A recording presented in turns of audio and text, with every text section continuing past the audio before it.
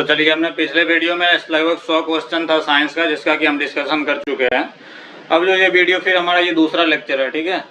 तो ये दूसरा वीडियो जो हम इसमें भी लगभग हम 100 प्लस वीडियो क्वेश्चन का हम डिस्कस करेंगे बारी बारी से, जिसमें कि हमारा साइंस और साइंस से रिलेटेड फिजिक्स, केमिस्ट्री और बायोलॉजी के क्वेश्चन होंगे और कुछ क्वेश्चन जीके के होंगे। ये रेलवे में ALP, RPF और क्या कहते हैं SSC, GD, इससे रिलेटेड सारे क्वेश्चन होंगे। तो जिसने पिछला वीडियो नहीं देखा है तो वो पीछे जाके वीडियो देख ले पहले, और जो देख चुके हैं वो पीछे वाला वीडियो और फिर ये वीडियो पे आए हैं तो लाइक और सब्सक्राइब जरूर कर दें, ताकि अगला वीडियो आपको मिलते रहे हमारे पास। आपको बता दें कि पिछले वीडियो में ही हमने कहा था कि हमारे पास लगभग 3000 क्वेश्चन है साइंस के, तो जो कि हम बारी बारी से सीरीज वाइज हम चलाएंगे और सारे क्वेश्चन हम बारी बारी से करवाते जाएंगे, जिसमें कि पिछले क्वेश्चन में हम 100 क्वेश्चन करवा चुके हैं पिछले वीडियो में। अब इस वीडियो में भी लगभग 100 क्वेश्चन करवाने का हम टारगेट रखे हैं। अब देखते हैं कहाँ तक हो पाता है, ठीक है। चलिए शुरू करते हैं पहला क्वेश्चन से। पहला क्वेश्चन कहता है, पृथ्वी के पृष्ठ पर सूर्य के प्रकाश प्राप्त करने के लिए, अरे ये चेंज हो गया, सूर्य के प्रकाश प्राप्त करते हैं, ये प्रकाश किस प्रकार के किरण पुंज हैं। सूर्य का प्रकाश जो हमारे पास पहुंचता है तो किस प्रकार का किरण पुंज है। समांतर, मतलब कि क्या होता है, सूर्य कहीं पे है एक जगह पे, तो वहां से एक जगह से प्रकाश की किरण आ रही है, ये समांतर प्रकाश की किरण है, ठीक है। एक साथ धरती पे पड़ रही है, तो ये कौन सी किरण है, समांतर प्रकाश की किरण है, ठीक है। तो इसका आंसर कौन सा हो जाएगा, बी हो जाएगा, ठीक है। अब अगला क्वेश्चन देखते हैं इसके बाद। धूप चश्मे की क्षमता क्या होती है। धूप चश्मे की क्षमता 0 डायोप्टर होती है, इसकी कोई क्षमता नहीं होती है। ये सिर्फ हम सिर्फ धूप से बचने के लिए हम इसका यूज करते हैं, ठीक है। इसका यूज कोई भी आदमी कर सकता है, धूप से बचने के लिए करता है, तो इसका कोई भी क्षमता नहीं होती है, ठीक।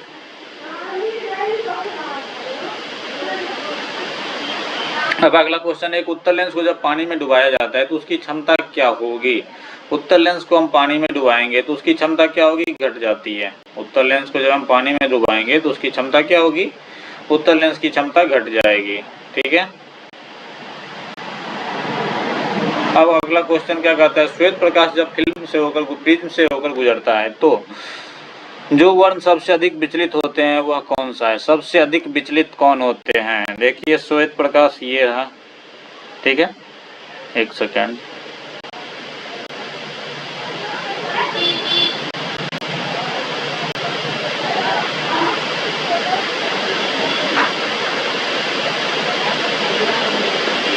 इस टाइप से आपका प्रिज्म रहता है, ठीक है।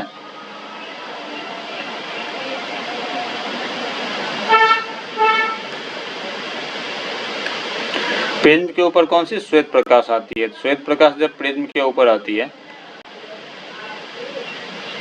इसका हम थोड़ा सा इसको साइड कर देते हैं एक सेकेंड के लिए।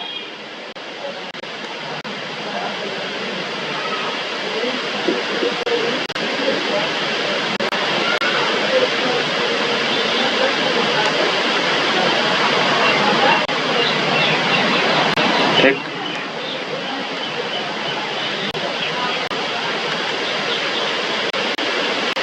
ये रहा हमारा प्रिज्म। इस पे क्या होती है, जब श्वेत प्रकाश आपतित होती है तो ये 7 रंग में टूट जाती है, ठीक है। अब इसको हम देखते हैं, श्वेत प्रकाश जब आपतित होती है इस तरह से, तो पहले तो ये फिर सीधा जाती है, फिर आके ये अलग अलग 7 रंगों में टूट जाती है, जिसको कि हम इधर एक पट्टी डाल के उस पर हम देख लेते हैं कि कौन कौन सी टाइप की वो टूट रही है, ठीक है। तो 7 रंग में जब टूटती है तो सबसे ऊपर कौन सा रंग होता है और सबसे नीचे कौन सा रंग होता है। तो सबसे ऊपर का जो रंग होता है वो लाल होता है, ठीक है। और सबसे नीचे का कौन सा कलर होता है, सबसे नीचे का कलर जो होता है वो बैगनी होता है। सबसे नीचे कौन सा कलर होता है, सबसे नीचे जो होता है हमारा कलर होता है वो बैगनी कलर होता है, ठीक है। और सबसे ऊपर लाल कलर होता है। तो सबसे क्या कहते हैं, सबसे अधिक विचलित, तो जो सबसे अधिक विचलित होगा वही सबसे नीचे जाएगा, जो सबसे अधिक विचलित होगा वही तो सबसे नीचे जाएगा। तो सबसे नीचे कौन सा कलर जा रहा होता है, बैगनी कलर जा रहा होता है, सबसे ऊपर कौन सा कलर होता है? लाल होता है, ठीक है। तो सबसे कम विचलित कौन सा कलर होगा? लाल कलर सबसे कम विचलित होगा और बैगनी कलर सबसे अधिक विचलित होगा, ठीक है। लाल कलर सबसे कम विचलित होता है, इसीलिए हम इसका उपयोग कहाँ पे करते हैं? रेलगाड़ी के अंदर करते हैं, ठीक है। लाल कलर सबसे कम विचलित होता है, इसीलिए रेलगाड़ी के अंदर जो सिग्नल, रेलगाड़ी में जो सिग्नल लगाते हैं, ट्रैफिक सिग्नल, ठीक है, रेलगाड़ी का सिग्नल या फिर कोई भी ट्रैफिक सिग्नल पे जो लाल बत्ती लगाते हैं, ये इसीलिए लगाते हैं ताकि वो कम विचलित हो रहा है तो दूर से दिखाई दे देगा। और बैगनी रंग सबसे अधिक विचलित होता है, इसीलिए वो क्या कहते हैं, सबसे ज़्यादा डाइवर्ट होता है। अब कहता है पीला रंग जो होता है ये हमारे आँख के लिए सबसे ज़्यादा सूटेबल होता है। मतलब कहीं यदि अलग अलग बहुत सारा कलर रखा होगा तो उसमें सबसे पहले जो कलर आपको दिखेगा वो होगा पीला कलर, ठीक है। यदि बहुत सारा कलर एक जगह रखा होगा तो उसमें सबसे पहले कौन सा होता है, दिखता है? पीला कलर दिखता है। तो ये आँख के लिए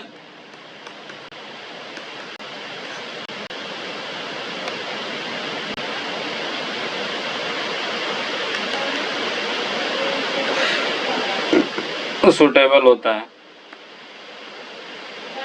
श्वेत प्रकाश का वह, ये आगे बढ़ गया, एक सेकेंड।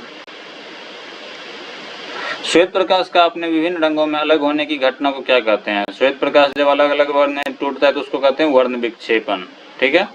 श्वेत प्रकाश का अलग अलग रंगों में टूटने की घटना क्या कहलाती है? श्वेत प्रकाश का अलग अलग रंगों में टूटने की घटना प्रकाश का वर्ण विक्षेपण कहलाती है, ठीक है। अब अगला देखते हैं।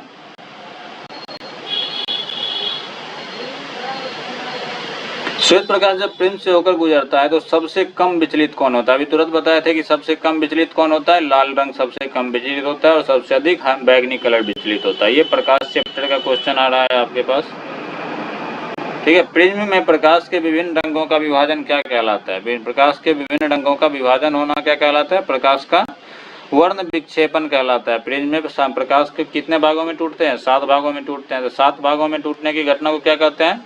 वर्ण विक्षेपण कहते हैं, ठीक है। उत्तल लेंस की फोकस दूरी -2 मीटर है, ठीक है। तो इसकी क्षमता क्या होगी? f क्या है? 0.2 मीटर है, ठीक है।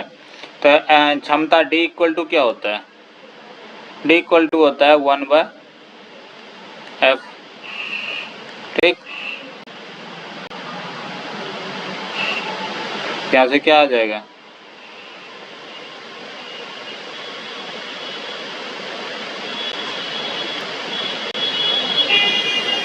वन बाय 0.2 हो जाएगा। तो 1/0.2 को हम ऐसे लिख सकते हैं, इसका 0 पॉइंट जब हटेगा तो मल्टीप्लाई में ऊपर में क्या हो जाएगा? 10 हो जाएगा। तो 2 से 10 कट जाएगा तो कितना बार में कटेगा? 5 बार में कटेगा। तो क्या हो जाएगा? 5 डायोप्टर हो जाएगा, ठीक है। तो लेंस की फोकस दूरी क्या डायोप्टर मात्रक होता है? लेंस की फोकस दूरी का मात्रक होता है डायोप्टर, और डायोप्टर इक्वल टू फॉर्मूला क्या होता है? d इक्वल टू 1/f का। 1/f का फॉर्मूला होता है तो 1/0.2 हो गया। तो और ये कट जाएगा तो क्या हो जाएगा? 5 डायोप्टर हो जाएगा। अगला क्वेश्चन अब देखते हैं। यदि किसी ऐनक के लेंस की पावर +2 डायोप्टर है तो इसकी फोकस दूरी क्या होगी? अभी तुरंत देखे थे d इक्वल टू क्या होता है? 1/f होता है। तो f इक्वल टू क्या होगा? d इक्वल टू 1/f होता है। तो f इक्वल टू क्या हो जाएगा?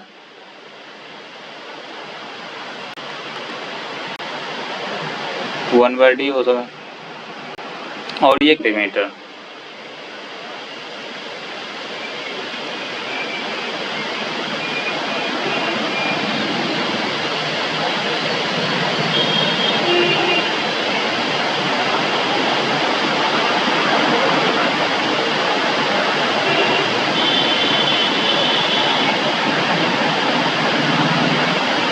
अगला क्वेश्चन हम फिर देखते हैं।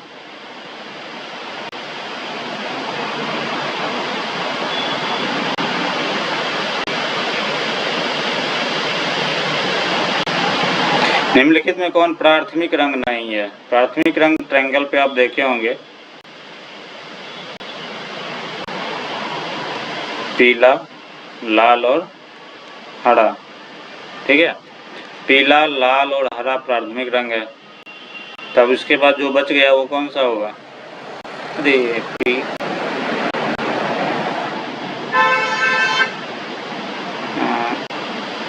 लाल, ब्लू और हाँ RBH, पीला, लाल और नीला।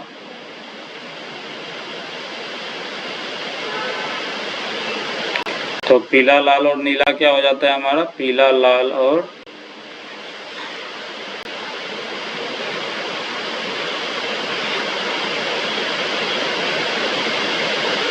ये प्राथमिक रंग के अंदर आता है।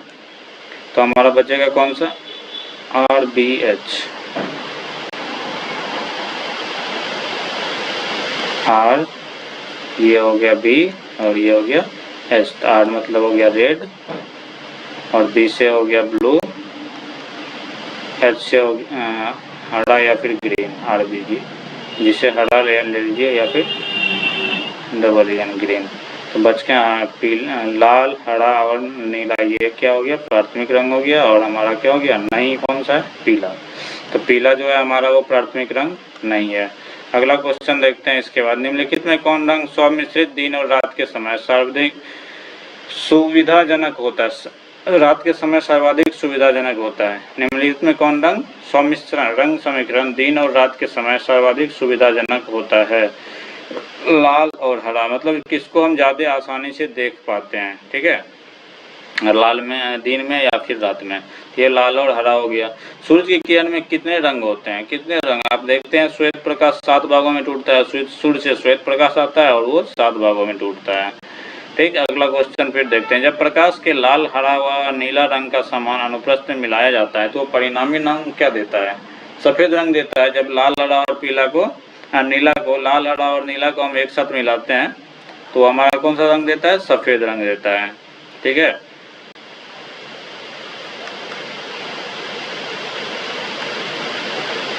यहाँ बीच में क्या होता है? W व्हाइट होता है। यदि इसको हम समान अनुपात में मिलाएंगे तो हमको कौन सा कलर मिलेगा? व्हाइट कलर मिलेगा, ठीक। अब ये वाला जो ट्रायंगल वाला जो फॉर्मूला है ये आप याद रखेंगे। इससे बहुत सारा क्वेश्चन आपका जो भी है वो क्या कहते हैं कलर से रिलेटेड वाला जो क्वेश्चन है वो आपको बन जाएगा, ठीक। तो ये एक साइड क्या होता है? रेड होता है।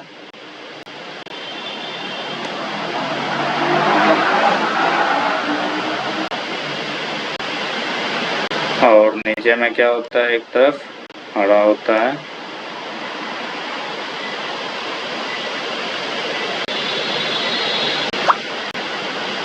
ग्रीन।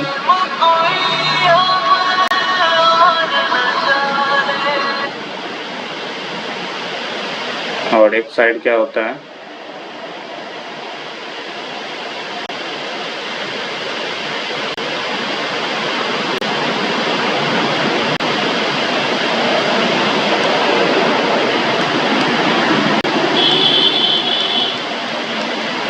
ब्लू होता है, ठीक है। ये कलर जो है सही अनुपात में मिलाने के बाद क्या होता है? हमको बीच में व्हाइट कलर मिलता है। कौन सा कलर मिलता है? व्हाइट कलर मिलता है। अब अगला क्वेश्चन इसके बाद देखते हैं। उम्र बढ़ने के साथ साथ निम्न, निकट और दूर की वस्तु को फोकस करने में आंख की योग्यता में कमी क्या कहलाती है? अच्छा, उम्र के बढ़ने आंख में अलग अलग प्रकार के, एक निकट दृष्टि दोष होता है, एक दूर दृष्टि दोष होता है, तीसरा होता है मायो क्या कहते हैं निकट दृष्टि और दूर दृष्टि तो किसी को हो सकता है। उम्र के साथ साथ कौन सा रोग होता है? उम्र से के साथ साथ जो आंख का रोग होता है इसे प्रेस बायोपिया कहते हैं, ठीक है। ये होता है, ये क्यों होता है? आंख की सीधी पेशियों की जो समंजन क्षमता है वो घट जाती है। मतलब आंख की जो पेशियां होती है वो ढीली पड़ जाती है। उसके कारण क्या होता है उसके लेंस की जो समंजन क्षमता है वो नहीं बैठा पाता है, ठीक है। जिसके कारण उसे देखने में दिक्कत, निकट की और दूर की दोनों देखने में दिक्कत होता है। इसके लिए प्रेस बायोपिया जब होता है तो इसमें किस प्रकार के लेंस होता है? तो बायोफोकल लेंस होता है।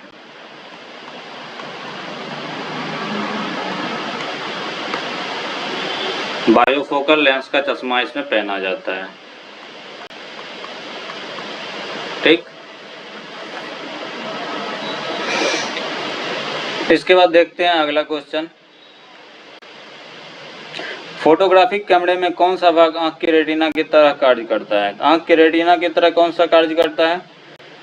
फिल्म का कार्य करता है। जैसे कि आंख के, हम जब भी फोटो की क्या कहते हैं, किसी भी चीज को देखते हैं, जब भी हम किसी भी चीज को देखते हैं तो हम उसका प्रतिबिंब कहाँ पे बनता है? हमारी आंख में रेटिना पे बनता है।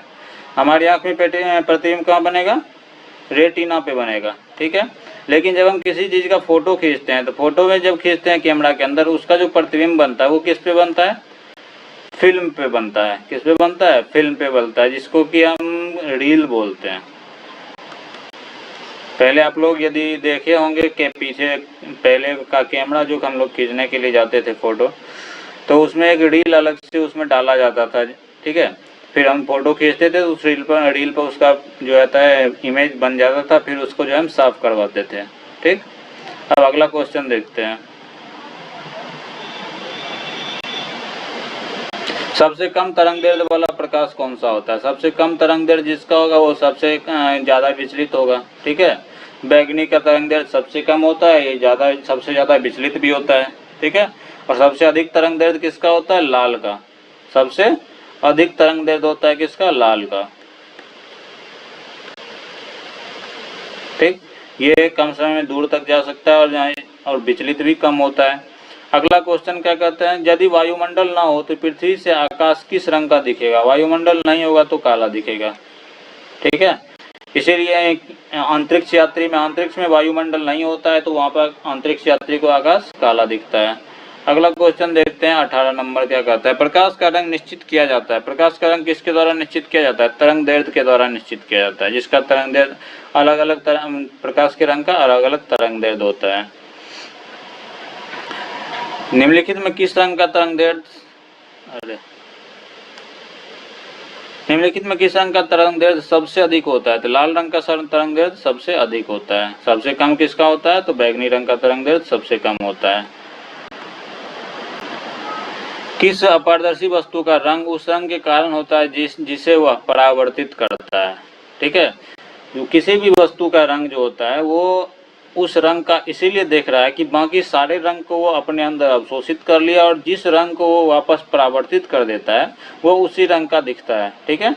तो आंसर हो जाएगा किसी भी वस्तु जो अपारदर्शी वस्तु है उसका जो भी रंग दिखता है वह उस कलर को परावर्तित कर देता है, ठीक है। इसीलिए वो उसी कलर, जैसे कोई वस्तु लाल दिख रहा है तो मतलब वो लाल रंग को परावर्तित कर रहा है, इसीलिए वो लाल दिख रहा है। और जो सारे रंग को अपने अंदर अवशोषित कर लेता है वो कैसा, सारे रंग को अवशोषित कर लेगा वो कैसा दिखेगा? काला दिखेगा। लाल कांच को अधिक ताप पर गर्म करने पर वह कैसा दिखाई देगा? लाल कांच है उसको अधिक ताप पर गर्म करेंगे तो कैसा दिखेगा? हरा दिखाई देगा, ठीक है। लाल कांच को अधिक ताप पर गर्म करने पर कैसा दिखेगा? हरा दिखाई देगा। अब अगला, फोटोग्राफी में मुख्य रंग कौन सा होता है? फोटोग्राफी जो होती है उसके अंदर RGB कलर होती है, ठीक है। RGB,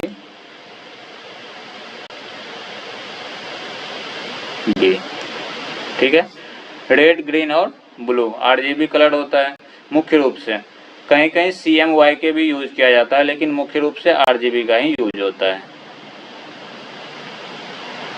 कैमरे में किस प्रकार का लेंस उपयोग में लाया जाता है? कैमरे के अंदर उत्तल लेंस का उपयोग किया जाता है, ठीक है। कैमरे के अंदर उत्तल लेंस का उपयोग किया जाता है क्योंकि बड़े वस्तु का उसमें छोटा प्रतिबिंब बनाना है।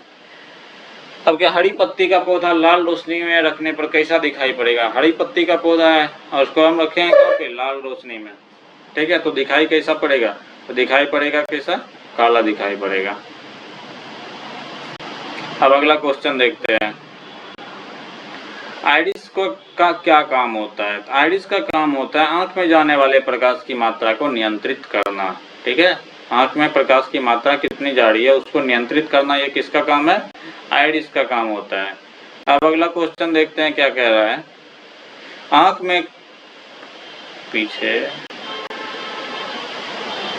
हाँ, ये 26 नंबर, आंख के किस भाग के द्वारा आंख में प्रवेश करने वाले प्रकाश की मात्रा नियंत्रित होती है? ये तो अभी तुरंत पीछे में किए ही हैं जो कि आइरिस के द्वारा होती है, ठीक है, तो B नंबर हो जाएगा। फिर अगला क्वेश्चन देखते हैं 27 नंबर।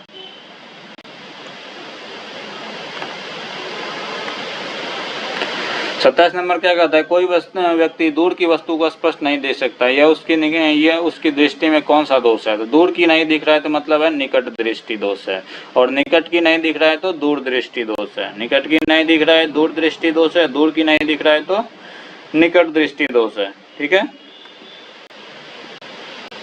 दूरदृष्टि दोष के पीड़ित व्यक्ति को, दूरदृष्टि दोष के पीड़ित व्यक्ति को क्या होता है, निकट की वस्तु दिखाई नहीं देती है, दूर की वस्तु दिखाई देती है लेकिन निकट की वस्तु दिखाई नहीं देती है। अगला क्वेश्चन देखते हैं, बुढ़ापे में दूरदृष्टिता की वह खराबी होती है जिसमें लेंस, बुढ़ापे में यदि दूरदृष्टिता हो जाती है तो इसमें क्या होता है, बहुत अधिक छोटा हो जाता है, लेंस बहुत अधिक छोटा हो जाता है, जिसमें लेंस की संबंधन क्षमता घट जाती है, तो मांसपेशियां से सिकुड़ जाती है तो उसकी शिथिल पड़ जाती है, जिसके कारण क्या हो जाता है, लेंस की बहुत ही पतला हो जाता है, अति मोटा हो जाता है।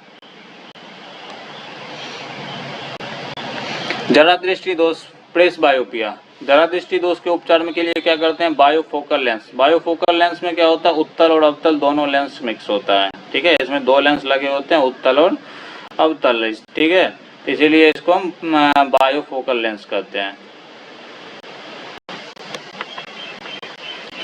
अब अगला क्वेश्चन फिर देखते हैं 32 नंबर से, निकट दृष्टि दोष से पीड़ित व्यक्ति के चश्मे का उपयोग किया जाता है, अवतल लेंस का उपयोग करेगा ये। ठीक है, निकट दृष्टि में दूर का वस्तु नहीं दिख रहा होता है तो अवतल लेंस का उपयोग करते हैं। अगला क्वेश्चन, स्वस्थ नेत्र के लिए स्पष्ट दृष्टि की न्यूनतम दूरी 25 सेंटीमीटर होती है। स्पष्ट देखने के लिए न्यूनतम दूरी जो होती है 25 सेंटीमीटर, उससे यदि नजदीक होगा तो आपको स्पष्ट देखने में दिक्कत होगी। ठीक है, अब अगला क्वेश्चन क्या कहता है, नेत्रदान में दादा की आंख के हिस्से को प्रतिरोपित किया जाता है, कौन सा हिस्सा नेत्रदान में प्रतिरोपित किया जाता है, कॉर्निया को प्रतिरोपित किया जाता है। ठीक है, दूसरे को जो प्रतिरोपित मतलब आंख जो दान होता है उसमें कॉर्निया का दान होता है, पूरा आंख नहीं निकाला लिया जाता है। रेटिना पर बना प्रतिबिंब होता है, रेटिना पर बना प्रतिबिंब कैसा होता है, उल्टा होता है और वस्तु से छोटा होता है, उल्टा होता है और वस्तु से छोटा होता है। अब अगला क्वेश्चन देखते हैं, लेकिन मस्तिष्क जो है हमारा उसको सीधा करके उसको रिपोर्ट करता है। ठीक, मनुष्य की आंख में प्रकाश तरंग किस स्थान पर स्नायु उद्देश्यों में परिवर्तित होता है, रेटिना में। प्रकाश की तरंग कहाँ पे स्नायु उद्वेगों में परिवर्तित, स्नायु उद्वेगों में मतलब होता है उसका प्रतिबिंब कहाँ पे तैयार होता है। ठीक है, प्रतिबिंब तैयार होगा कहाँ पे, रेटिना में तैयार होगा, रेटिना से। वर्णांधता को लेंस के से दूर किया जाए, वर्णांधता लेंस से दूर किया जा सकता है, तो वर्णांधता के लिए कोई लेंस का उपयोग नहीं हो सकता है। ठीक है, वर्णांधता को दूर नहीं किया जा सकता है, जिसको हम क्या कहते हैं, कलर ब्लाइंडनेस कहते हैं। ठीक है, कलर ब्लाइंडनेस में कुछ ऐसा कलर होता है जो कि आदमी को नहीं देख पाता है। ठीक, तो वर्णांधता जो होती है उसको हम किसी भी लेंस से हम दूर नहीं कर सकते हैं। अब अगला क्वेश्चन देते हैं, मायोपिया का क्या तात्पर्य है, निकट दृष्टि दोष का ही दूसरा नाम क्या है, मायोपिया। निकट दृष्टि दोष का दूसरा नाम है मायोपिया।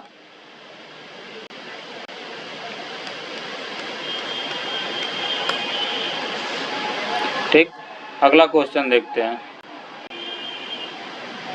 एक आदमी 10 मीटर से कम दूरी की वस्तु स्पष्ट नहीं देख सकता, 10 मीटर से कम दूरी की वस्तु स्पष्ट नहीं देख सकता, तो मतलब निकट की वस्तु वो स्पष्ट रूप से नहीं देख पा रहा है, तो मतलब क्या, मायोपिया है उसे। मायोपिया मतलब क्या होता है, निकट दृष्टि दोष होता है।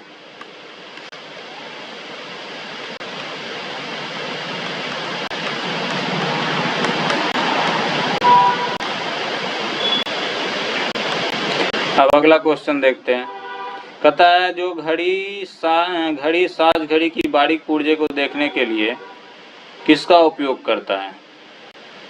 घड़ी साज मतलब होता है जो घड़ी को ठीक करता है। ठीक है, तो घड़ी को ठीक करने वाला जो होता है वो घड़ी की बारीक पुर्जे मतलब छोटे छोटे पुर्जे को देखने के लिए किसका उपयोग करेगा, आवर्धक लेंस। आवर्धक लेंस मतलब जो उसको बड़ा करके दिखाता हो। ठीक है, अब अगला क्वेश्चन क्या कहता है, अवतल लेंस प्रयुक्त होता है सुधार हेतु, अवतल लेंस क्यों किसकी सुधार के लिए उपयोग किया जाता है, निकट दृष्टि दोष में अवतल लेंस यूज करते हैं, और दूर दृष्टि दोष में उत्तल लेंस यूज करते हैं, क्योंकि और क्या दीर्घ दृष्टि या फिर दूर दृष्टि। मोतियाबिंद, मोतियाबिंद में क्या होता जाता है कि उसके ऊपर एक मांस की पतली झिल्ली जम जाती है, ठीक है, पतली झिल्ली जम जाती है। तो इसको दूर करने के लिए क्या करते हैं, ऑपरेशन करते हैं। मोतियाबिंद को दूर करने के लिए क्या किया जाता है, ऑपरेशन।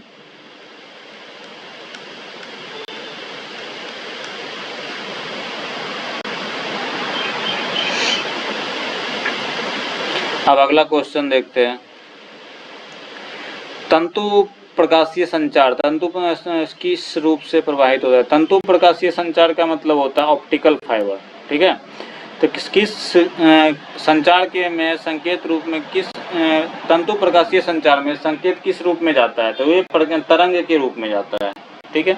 तो कौन से तरंग के रूप में ये जा रहा होता है, तो प्रकाश तरंग के रूप में जाता है। ऑप्टिकल मतलब लाइट हो जाता है, तो ऑप्टिकल का फाइबर उसके अंदर क्या होता है, प्रकाश तरंग के रूप में हम संचार कर पाते हैं, और ये बहुत ही फास्ट होता है।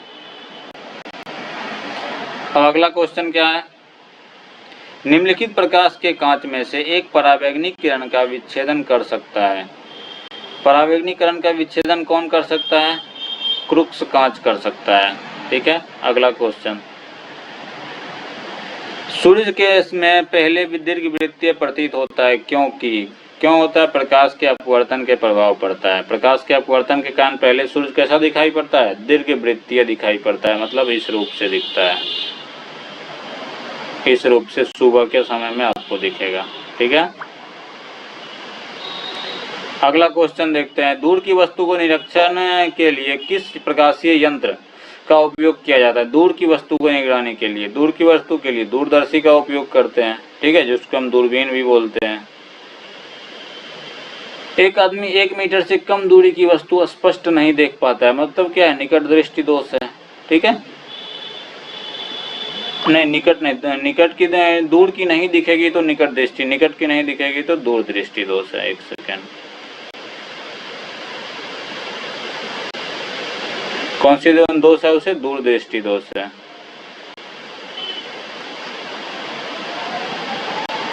अगला क्वेश्चन अब लेते हैं, हाइपरट्रोपिया। हाइपरट्रोपिया क्या होता है, हाइपरट्रोपिया का मतलब होता है दूरदृष्टि दोष।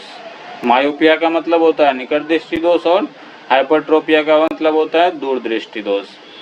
अब अगला क्वेश्चन, ल्यूमेन इकाई है, ल्यूमेन किसका इकाई है, ज्योति फ्लक्स,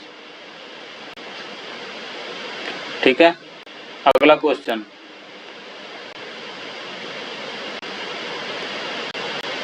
अगला क्वेश्चन है 49 नंबर, दूरबीन क्या है। दूरबीन क्या करता है, पानी की गहराई मापी जाती है, दूर की वस्तु देखी, दूरबीन से हम दूर की वस्तु देखते हैं, ठीक है, दूरबीन से दूर की वस्तु को देखने के लिए हम इसका उपयोग करते हैं। अब अगला क्वेश्चन, तारे टिमटिमाते हैं, काहे टिमटिमाते हैं, प्रकीर्णन के कारण या अपवर्तन के कारण, किसके कारण होगा, तो तारे अपवर्तन के कारण टिमटिमाते हैं, तारे अपवर्तन, प्रकाश का अपवर्तन के कारण। तो यहाँ पे हमारा 50 क्वेश्चन फिर कंप्लीट हो जाता है। फिर अगले 50 के लिए हम फिर से देखते हैं, निम्नलिखित में वह कौन राज्य है जिसे होकर कर्क रेखा गुजरती है। कर्क रेखा गुजरती है झारखंड राज्य से होकर, ठीक है। अगला क्वेश्चन देखते हैं, पटकाई बम, नागा हिल्स और लुसाई हिल भारत के किस भूभाग में है। किस भूभाग में ये पाया जाता है, ये जीके का क्वेश्चन हो गया है, ये पूर्वोत्तर भाग में पाया जाता है, ठीक है। अगला क्वेश्चन देखते हैं फिर, इतिहासकारों ने राष्ट्रीय सम्राट नेशनल मोनेस्टर का दर्जा किसे दिया है। नेशनल मोनार्च का दर्जा दिया है, अकबर को दिया है, ठीक है।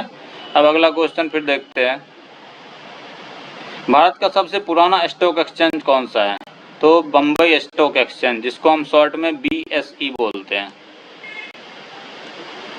भारत का सबसे पुराना stock exchange Bombay stock exchange है, BSE। भारत में हाइसिन नामक जंगली घास किस महाद्वीप से आई है। हाइसिन नामक जंगली घास कहाँ से आई है, दक्षिण अमेरिका से आई है। हाइसिन नामक जंगली घास दक्षिण अमेरिका से आई है। अगला क्वेश्चन देखते हैं अब, भारत में राजकोषीय नीति में निम्नलिखित में से कौन सा उद्देश्य शामिल नहीं है। राजकोषीय नीति में पूर्ण रोजगार का जो उद्देश्य है ये शामिल नहीं किया गया है, नहीं तो अभी इतना बेरोजगार कोई नहीं बैठता, ठीक है। भारत में सबसे पहले रेडियो स्टेशन कहाँ हुआ था। सबसे पहले रेडियो स्टेशन कहाँ हुआ था, दिल्ली में खोला गया। सबसे पहला रेडियो स्टेशन की स्थापना दिल्ली में हुई थी। ठीक है, अगला क्वेश्चन देखते हैं। 8वां मतलब 58 नंबर, 50 के बाद ये 1 2 चल रहा है। चौथा युद्ध किसके किसके बीच हुआ था? चौथा युद्ध जो हुआ था, चौसा युद्ध, चौसा युद्ध जो हुआ था किसके बीच? हुमायूं और शेरशाह के बीच, हुमायूं और शेरशाह के बीच चौथा का युद्ध हुआ था। अगला क्वेश्चन फिर देखते हैं। हिमालय की श्रेणी में कौन प्राचीनतम है? हिमालय श्रेणी में कौन सबसे प्राचीनतम श्रेणी है? बृहत हिमालय श्रेणी सबसे प्राचीनतम शैली है। ठीक है, बृहत हिमालय श्रेणी जो है वो सबसे प्राचीनतम है। अब अगला क्वेश्चन, कौन सा वार्षिक मेला ऊंट के व्यापार के लिए प्रसिद्ध है? ऊंट के व्यापार के लिए कौन सा मेला प्रसिद्ध है? पुष्कर का मेला जो है ऊंट के व्यापार के लिए सबसे ज्यादा प्रसिद्ध माना जाता है। फिर अगला क्वेश्चन देखते हैं। भारत में मुगल वंश के संस्थापक कौन था? मुगल वंश का संस्थापक कौन था? तो बाबर था। ठीक है, फिर अगला क्वेश्चन देखते हैं। इसके बाद सुहकुल की नीति किसने अपनाई थी? सुहल कुल की नीति, सुहल कुल की नीति अकबर ने अपनाई थी। सुहल कुल की नीति किसने? सुलह कुल की नीति अकबर ने अपनाई थी। अब अगला क्वेश्चन देखते हैं। खनवा और घाघरा का युद्ध, खनवा और घाघरा का युद्ध किस मुस्लिम शासक ने लड़ा था? तो ये युद्ध बाबर ने लड़ा था। ठीक है, किसने लड़ा था? बाबर ने लड़ा था। तो अगला क्वेश्चन फिर देखते हैं। गुरुमुखी, डोंगरी और सिंधी लिपि की उत्पत्ति किस लिपि से हुई है? ये शारदा लिपि की उत्पत्ति है। गुरुमुखी, डोंगरी और सिंधी लिपि की जो उत्पत्ति है ये शारदा लिपि की उत्पत्ति है। बाबश्री पुरस्कार किस सरकार के द्वारा दिया जाता था? बाबश्री का पुरस्कार जो है ये दिया जाता है कर्नाटक सरकार की तरफ से। किस सरकार की तरफ से? कर्नाटक सरकार की तरफ से बाबश्री पुरस्कार की दिया जाता है। एलिफेंटा की गुफाएं मुख्य रूप से किस वंश से संबंधित है? एलिफेंटा की गुफा जो है राष्ट्रकूट से संबंधित है। अब अगला क्वेश्चन फिर देखते हैं। 17 नंबर, विश्व भारतीय मूल के निम्नलिखित किस व्यक्ति का नाम यरूशलेम ने भारतीय धर्मशाला से जुड़ा हुआ है? यरूशलेम में भारतीय धर्मशाला से किस व्यक्ति का नाम जुड़ा हुआ है? शेख मोहम्मद मुनीर हसन अंसारी। क्वेश्चन आंसर हो गया बी फॉर बाहुबली। प्राचीन भीमा देवी मंदिर किस प्रदेश में है? प्राचीन भीमा देवी मंदिर कहाँ पे है? हरियाणा में है। ठीक है, इस बार हरियाणा के लोग लेके आए हैं गोल्ड मेडल, सब सिल्वर मेडल, गोल्ड इस बार एक आ पाया है। भारतीय संगीत में अभंग किस देवता का भजन है? भारतीय संगीत में अभंग जो है, अभंग किस देवता का भजन है? तो अभंग विट्ठल के भजन है। ठीक है, किस भगत आंदोलन निम्नलिखित में किस जनजाति से संबंधित है? भगत आंदोलन जो होता है ये कोल जनजाति से संबंधित है। भगत आंदोलन किससे संबंधित है? कोल जनजाति से संबंधित है। अगला क्वेश्चन, तोमर राजपूत के द्वारा बनाया गया किला राजपिथौरा कहाँ पे है? राजपिथौरा कहाँ पे स्थित है? दिल्ली में है। राजपिथौरा कहाँ पे है? दिल्ली में स्थित है। अगला क्वेश्चन 22 नंबर, 22 नंबर कहता है एजुथचान पुराकारम किस प्रदेश का सर्वोच्च ऐतिहासिक पुरस्कार है? एजुथचान पुराकारम प्रदेश का सर्वोच्च किस प्रदेश का है? केरल प्रदेश का है। ठीक है, केरल राज्य का सर्वोच्च राजकीय पुरस्कार है साहित्यिक। मेदम्मे फ्राई किस प्रदेश का त्योहार है? मेदम्मे फ्राई ये असम में मनाया जाता है। कहाँ पे मनाया जाता है? असम में मनाया जाता है। अगला क्वेश्चन अब देखते हैं। जो प्रतिवर्ष हाथी महोत्सव कहाँ पे होता है? हाथी का महोत्सव मनाया जाता है जयपुर में। ठीक है, राजाओं का प्रदेश है। प्रतिवर्ष हाथी महोत्सव मनाया जाता है जयपुर में। अगला क्वेश्चन इसके बाद 25 नंबर का है। अरे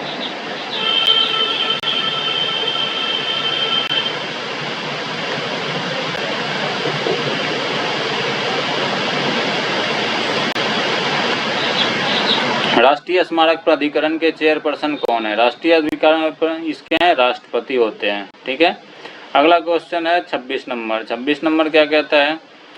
साबुन के पतले झाग में चमकदार रंगों का बनना, ये फिर साइंस का क्वेश्चन आ गया। अब यहाँ से किस परिघटना का परिमाण है? ठीक है, ये साइंस का है। जो पतले झाग में चमकदार रंग का जो बनना होता है ये क्यों बनता है? किसके कारण बनता है? प्रकाश की कौन सी कारण होती है? व्यतिकरण के कारण होती है, प्रकाश के व्यतिकरण के कारण। अगला क्वेश्चन फिर देखते हैं 27 नंबर। संबंधित माध्य युग्म के क्रांतिक कोण से अधिक आपतन कोण के सघन में विरल माध्यम की ओर जाने पर प्रकाश की किरण क्या करती है? प्रकाश की किरण समग्र आंतरिक परावर्तन करती है। कहते हैं संबंधित माध्य युग्म के क्रांतिक कोण से अधिक आपतन कोण। देखिए कोण तो दो तरह के होते हैं, एक आपतन कोण होता है, एक परावर्तन कोण होता है। ठीक है,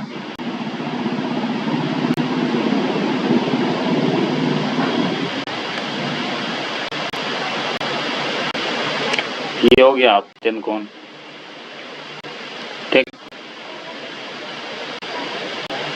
और यहाँ होता है क्रांतिक कोण। यहाँ ये जो क्रांतिक कोण जब यहाँ पे बनने लगे, ठीक है, तो इसी को हम क्या बोलते हैं, इसका कोण जब कितना हो जाता है, सघन कोण विरल माध्यम की ओर जाने प्रकाशीकरण कहती है जो संबंध माध्यम युग्म के क्रांतिक कोण से अधिक यदि आपतन कोण का सघन और विरल माध्यम की ओर जाने वाली प्रकाश की किरण क्या करती है? क्रांतिक कोण से अधिक आपतन कोण हो जाए, आपतन कोण ये है, क्रांतिक कोण ये है, ठीक है, तब क्या होगा, तो यहाँ पर ये जब लाइन क्या हो जाएगी, सीधी हो जाएगी यहाँ पे, तब इसको क्या कहेंगे, पूर्ण समग्र आंतरिक परावर्तन को हम पूर्ण आंतरिक परावर्तन भी कहते हैं। समग्र आंतरिक परावर्तन को हम पूर्ण आंतरिक परावर्तन भी कहते हैं। ठीक है, इसमें मृग मरीचिका का बनना या फिर पानी रोड पे चलते हुए समय पानी का दिखना गर्मी में, ये सब होता है। किसके कारण आकाश नीला दिखाई पड़ता है? आकाश जो नीला दिखाई पड़ता है वो प्रकाश के प्रकीर्णन के कारण आकाश नीला दिखाई पड़ता है। आकाश नीला दिखाई पड़ता है प्रकाश के प्रकीर्णन के कारण। अगले क्वेश्चन क्या है, चंद्रमा के सतह पर प्रत्यक्ष को दिन के समय आकाश दिखाई देगा, वो हमेशा काला ही दिखाई देगा, दिन हो या फिर रात हो। ठीक है, क्योंकि उधर वायुमंडल है ही नहीं। समुद्र नीला क्यों प्रतीत होता है? समुद्र में नीला प्रतीत होता है आकाश में के परावर्तन तथा जल के कणों के द्वारा प्रकाश के प्रकीर्णन के कारण। ए नंबर आंसर होगा। अब अगला क्वेश्चन है 31 नंबर, इंद्रधनुष के किस रंग का विक्षेपण सबसे अधिक होता है? सबसे अधिक विक्षेपण किसका होगा? बैगनी का होगा, जो सबसे नीचे जाता है। सबसे कम विक्षेपण किसका होगा? सबसे कम होगा लाल का। ठीक है, सबसे कम होगा लाल का। और अधिक किसका होगा? बैगनी का होगा। ठीक है, अगला क्वेश्चन देखते हैं। पेरिस्कोप बनाने के लिए निम्नलिखित में कौन सा एक प्रयुक्त होता है? कौन सा दर्पण का उपयोग हम करते हैं पेरिस्कोप को बनाने के लिए? ठीक है, पेरिस्कोप बनाने के लिए हम समतल दर्पण का उपयोग करते हैं। पेरिस्कोप का यूज क्या होता है? पेरिस्कोप का यूज हम बंकर में छिपकर या फिर बंकर के अंदर से अलग अलग बाहर की वस्तु को देखने के लिए, बाहर क्या गतिविधि चल रही है इसको ध्यान में रखने के लिए हम पेरिस्कोप का उपयोग करते हैं। ठीक है, ये किस तरह से बनाया जाता है तो देखिए, देखते हैं।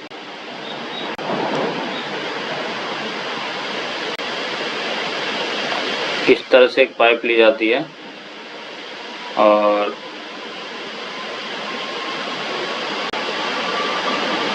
फिर एक शीशे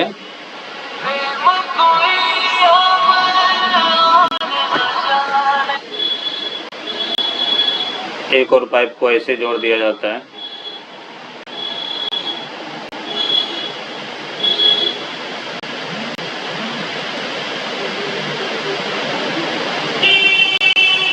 ठीक, और दूसरी पाइप जो होती है वो ऊपर, इसी के ऊपर दूसरी पाइप इस तरह से लगाया जाता है।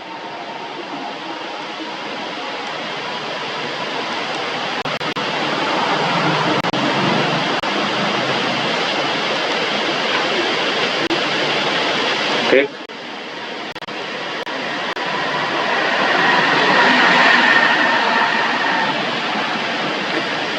इसी तरह से अब लगा दिए। यहाँ पे क्या होता है, जो दो समतल दर्पण लिया जाता है उसको 45 डिग्री के एंगल पे, दो समतल दर्पण को 45 डिग्री के एंगल पे फिक्स किया जाता है।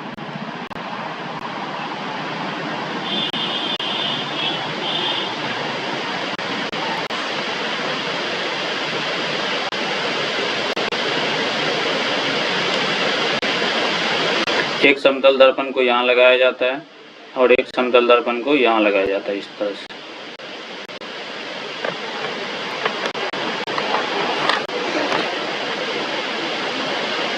एक को ऐसे लगाया जाता है और दूसरे को ऐसे लगाया जाता है।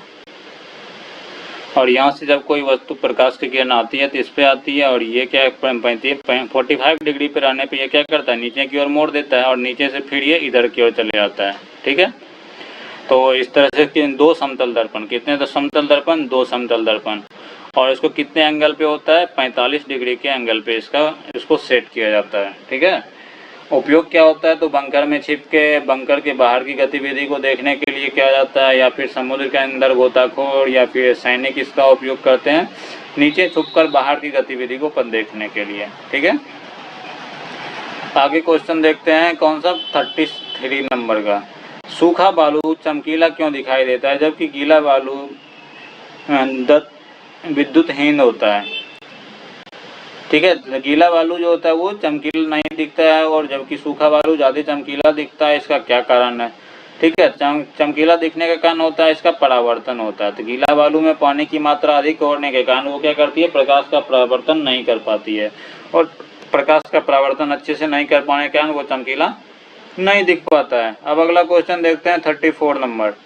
34 नंबर, सूर्योदय और सूर्यास्त के समय वायुमंडल में लालिमा किस कारण छा जाती है। देखिए, जो सूर्योदय और सूर्यास्त के समय क्या होता है, ये सूर्योदय और सूर्यास्त के समय जो सूरज होता है हमारा, उसको वायुमंडल में ज़्यादा ट्रेवल करके आना पड़ता है उसकी रोशनी को। ठीक है, जैसे देख लीजिए यहाँ पे एक हमारा सूरज है ये, और दूसरा सूरज है हमारा ये।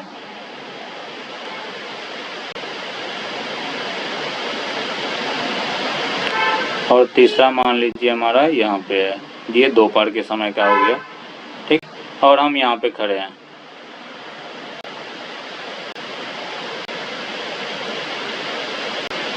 ठीक, तो इसमें क्या होगा,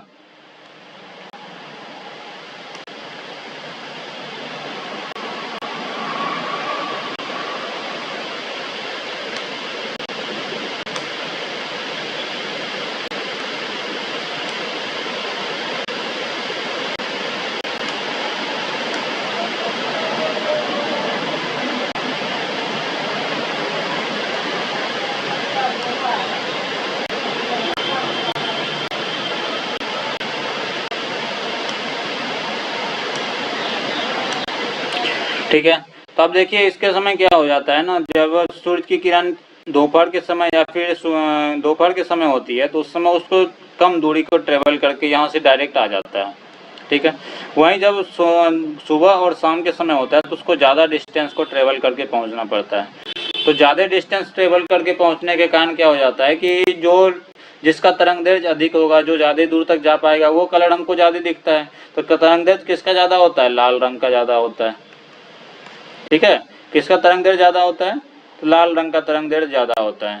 तो लाल रंग का तरंग दैर्घ्य ज़्यादा होता है, तो इसीलिए हमको क्या होता है, लाल रंग हमको दूर तक दिख पाता है, जल्दी आसानी से दिख पाता है, और बाकी का रंग को हमको दिखाई आसानी से नहीं दे पाता। इसीलिए प्रकाश का इसमें क्या होता है, क्या कहते हैं, प्रकीर्णन होता है। प्रकाश के प्रकीर्णन के कारण जो होता है, वो प्रकाश के प्रकीर्णन में जिसका तरंग दैर्घ्य कम होता है वो कम ही दूर जा पाता है, और जिसका प्रकीर्णन तरंग दैर्घ्य अधिक होता है वो अधिक दूर तक दिखता है। ठीक, अब अगला क्वेश्चन है 35 नंबर। 35 नंबर का आता है, यातायात सिग्नल में लाल प्रकाश प्रयुक्त किया जाता है क्योंकि लाल खतरे का प्रतीक है, नहीं होगा। लाल प्रकाश जीव जंतु लाल रंग पहचान सकते हैं, नहीं। खून का रंग लाल होता है, ये भी नहीं है। लाल रंग सबसे कम परिक्षेपित होता है, ये एकदम सही है कि ये सबसे कम परिक्षेपित होता है, दूर तक दिखता है। ठीक,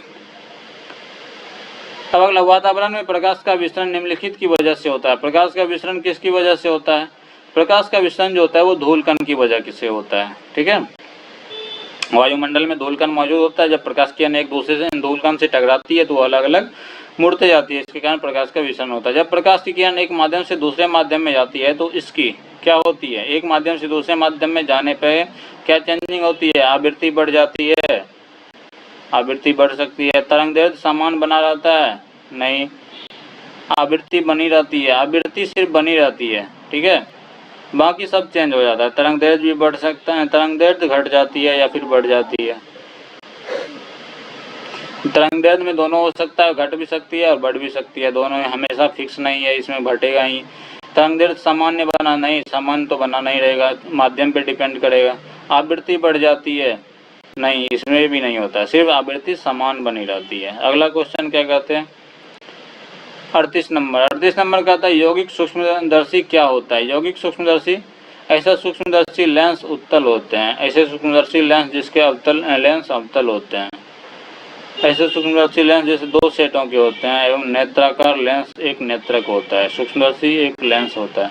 सूक्ष्मदर्शी में तो लेंस होता ही है, और लेकिन यहाँ पे सबसे सटीक आंसर जो है ये सूक्ष्मदर्शी लेंस, दो लेंस का एक सेट होता है, ठीक है, और एक नेत्राकार लेंस होता है जिससे कि हम देख सकते हैं, ठीक है। तो ये हमारा जो आंसर है सी शर्ट सही है, ठीक है। अब अगला क्वेश्चन फिर देखते हैं। 39 नंबर क्या कहता है, चटका हुआ कांच चटकीला प्रतीत होता है। चटका हुआ कांच चटकीला प्रतीत होता है, क्या कारण है। चटका हुआ कांच की पूर्ण आंतरिक परावर्तन के कारण दिखता है, ठीक है। उस चटका हुआ कांच जैसे हल्का फूटा हुआ जो होता है वो पूर्ण आंतरिक परावर्तन होता है उसके ऊपर, इसीलिए वो ज्यादा चमकीला दिखाई देता है, ठीक है। अगला एक 40 नंबर क्वेश्चन। 40 नंबर क्वेश्चन क्या कहता है, प्रकाशीय फाइबर किस सिद्धांत पे कार्य करता है। प्रकाशीय फाइबर, ऑप्टिकल फाइबर जो होता है ये पूर्ण आंतरिक परावर्तन के सिद्धांत पे कार्य करता है। ये बहुत ही पतली एक नली होती है, ठीक है, कांच की। किसकी होती है, कांच की। और इसके अंदर हम अपना डेटा जो होता है वो किस रूप में बोलते हैं, लाइट के रूप में भेजते हैं। ये पूर्ण आंतरिक परावर्तन करके इस रूप में लाइट के स्पीड से अपनी डेटा को भेज देता है, ठीक है, एक जगह से दूसरे जगह। अब अगला क्वेश्चन देखते हैं। सूर्य से प्रकाश का आंतरिक परावर्तन हो सकता है यदि प्रकाश, सूर्य से प्रकाश का आंतरिक परावर्तन हो सकता है यदि प्रकाश कहाँ जाए, जल में से कांच में जाए। जल से कांच में जाए तो नहीं, कांच से वायु में जाए, ये सही है। कांच से वायु में जाए तो पूर्ण आंतरिक में, जैसे आप शीशा घर में जो आपका आईना होगा वो लेकर के आप ट्राई कर सकते हैं, उस पर जब प्रकाश की किरण पड़ती है आईने के ऊपर तो पूर्ण आंतरिक परावर्तन हो के चमकदार दिखता है। वायु से कांच में जाए, वायु से कांच में, कांच से वायु में जाने पे दिखता है, ठीक है। जिस समय कांच से हम परावर्तित करके वापस हम भेज रहे होते हैं तब हमको वो ज्यादा चमकदार दिखता है। अगला क्वेश्चन है 42 नंबर। पेट या शरीर के एनी आंतरिक अंगों के अन्वेषण के लिए प्रयुक्त तकनीकी एंडोस्कोपी आधारित है, किस पे आधारित, पूर्ण आंतरिक परावर्तन की परिघटना पर, पूर्ण आंतरिक परावर्तन की परिघटना पर आधारित है। अगला क्वेश्चन कौन सा है, 43 नंबर। इंद्रधनुष किस कारण से बनता है। इंद्रधनुष जो बनता है प्रकाश के अपवर्तन और परावर्तन की वजह से बनता है, ठीक है। अगला क्वेश्चन, पानी से भरे किसी बर्तन में पड़ा हुआ सिक्का थोड़ा ऊपर उठा हुआ प्रतीत होता है, ये अपवर्तन के कारण उठा हुआ प्रतीत होता है, ठीक है, परावर्तन के कारण नहीं होता, विवर्तन भी नहीं होता है, अपवर्तन होता है। जल के अंदर पड़ी हुई मछली किस कारण से, अरे आगे बढ़ गया, जल के अंदर पड़ी हुई मछली किस कारण से वास्तविक गहराई से ऊपर उठी, ये भी अपवर्तन के कारण होती है। अब ऊपर उठा हुआ जो भी प्रतीत हो रहा है वो अपवर्तन के कारण उठा प्रतीत होता है। अगला क्वेश्चन, जब प्रकाश की किरण विरल माध्यम से सघन माध्यम में जाती है तो वो क्या होती है। विरल माध्यम से सघन माध्यम में जा रही है तो अभिलंब की तरफ मुड़ जाएगी, अभिलंब की तरफ मुड़ जाएगी, झुक जाएगी, ठीक है। जब सघन से विरल में जाएगा तो अभिलंब से दूर, अभिलंब, ठीक है। क्या होगा जब सघन से विरल में जाए, सघन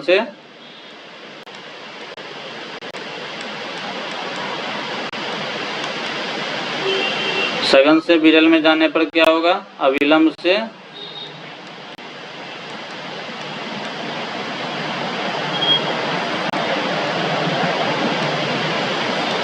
दूर जाएगी, ठीक है। और विरल से सघन में जाने पर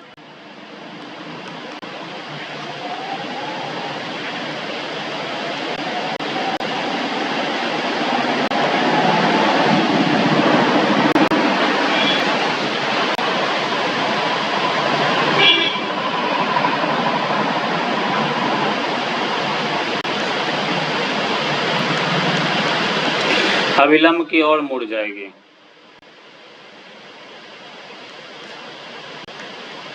ठीक है। अब अगला क्वेश्चन देखते हैं, कितना नंबर हो जाएगा, 47, 47 नंबर का क्वेश्चन। मृग मारीचिका, ये तो पूर्ण आंतरिक परावर्तन है। मृग मारीचिका क्यों बनता है, पूर्ण आंतरिक परावर्तन के कारण बनता है, ठीक है। अगला क्वेश्चन क्या है, पानी में डूबी हुई एक छड़ी किस समवृत्ति के कारण मुड़ी हुई प्रतीत होती है। कायम मुड़ी हुई प्रतीत होगा, अपवर्तन के कारण मुड़ी हुई, पानी में डूबी हुई छड़ी मुड़ी हुई प्रतीत होती है, ये अपवर्तन के कारण प्रतीत होती है। ठीक है, अगला क्वेश्चन क्या है, पानी में लटकाकर बैठे हुए व्यक्ति को, पानी में पैर बैठे उसका पैर उठा हुआ प्रतीत और या छोटा दिखाई पड़ता है, ये भी अपवर्तन के कारण होता है। ठीक है, पानी से पैर लटका कर होगा।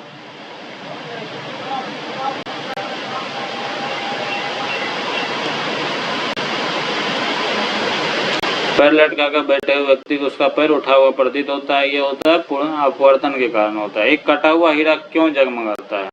कटा हुआ हीरे के अंदर पूर्ण आंतरिक परावर्तन होता है। कटे हुए हीरे जो अच्छी पॉलिश की हुए हीरे के अंदर पूर्ण आंतरिक परावर्तन होता है, इसके कारण वो चमकदार दिखता है। तो हमारा यहाँ तक में टोटल जो है फिर 50 + 50 है, 100 क्वेश्चन कंप्लीट हो गया। ठीक है, अब नेक्स्ट सीरीज अगले वीडियो में देखते हैं।